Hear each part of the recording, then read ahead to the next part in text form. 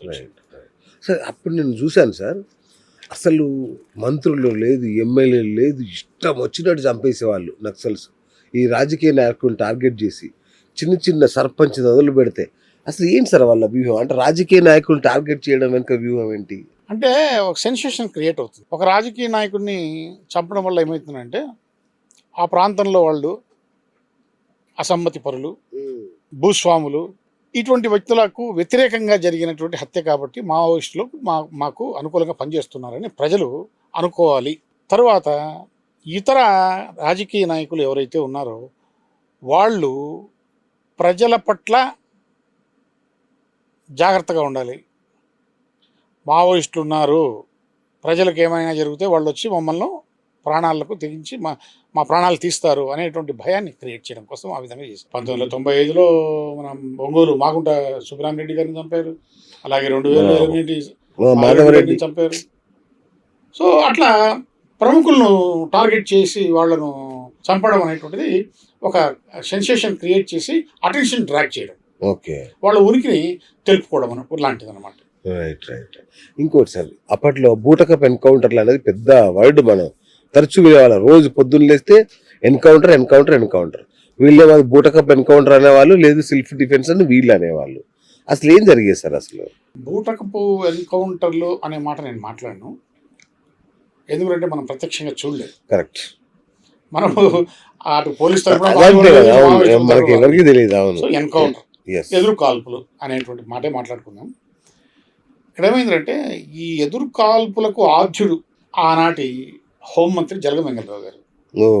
జలగం వెంగళరావు గారి హోమ్ మినిస్టర్గా ఉన్నటువంటి సమయంలో జరిగినన్ని ఎదురు కాల్పులు, ఎన్కౌంటర్లు నువ్వు లెక్క పెట్టలేవు. అవునా? అది ఒక పెద్ద సెన్సేషన్.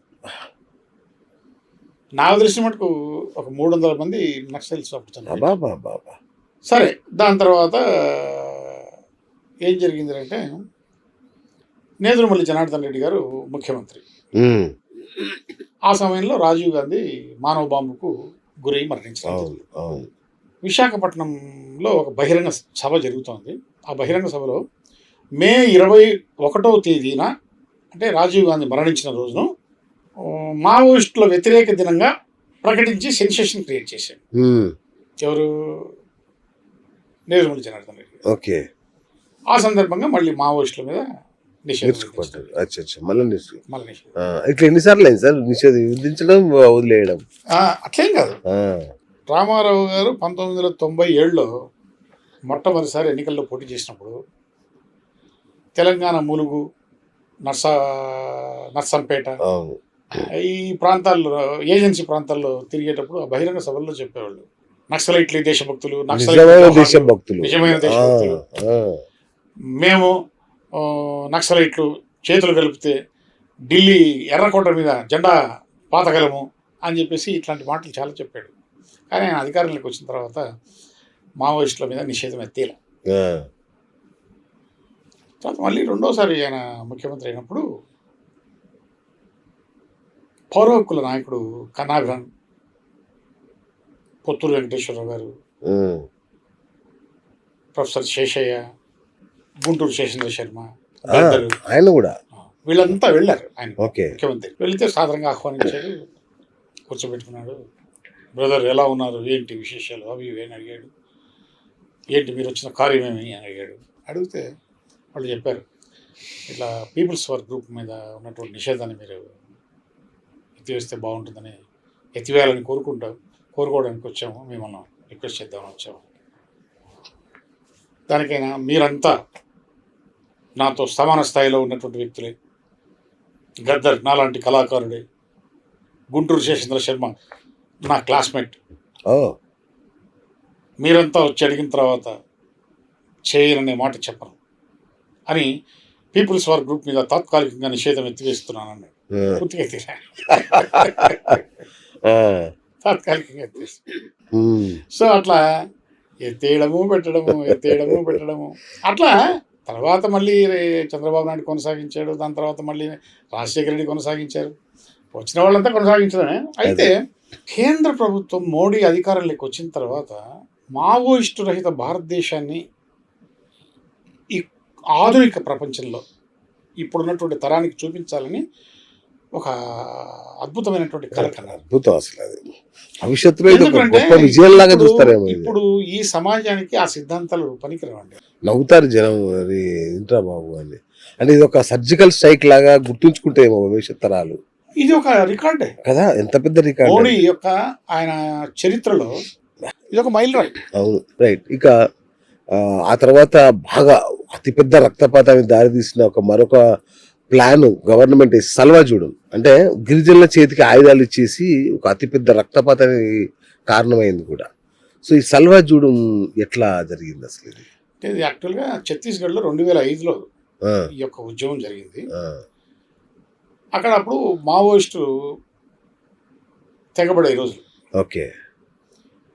వాళ్ళను కట్టడి చేయలేక ప్రభుత్వము మామూలు ప్రజానికానికి ఆయుధ శిక్షణ ఇచ్చి ఆయుధాలు అందజేసి మావోయిస్టులకు వ్యతిరేకంగా పోరాడమని చెప్పి సల్వాజుడుం అనేటువంటి ఒక ఉద్యమాన్ని తీసుకొచ్చారు. ఓకే.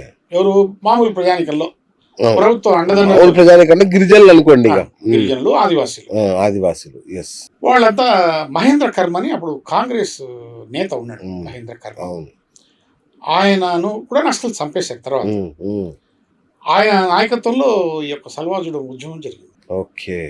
అయితే ఏమైందంటే ఈ సల్వాజుడుం ఉద్యమము చట్ట వ్యతిరేకము, రాజ్యాంగ వ్యతిరేక పోరాటము, అంతే కదా.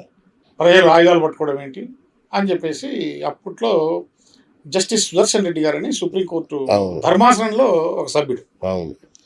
ఆయన తీర్పు వెలువరించారు. అది పెద్ద సంచలన తీర్పు అది. ఏంటంటే తీర్పు ప్రభుత్వాన్ని ఆదేశించారు, ఛత్తీస్గఢ్ ప్రభుత్వాన్ని ఆదేశించారు.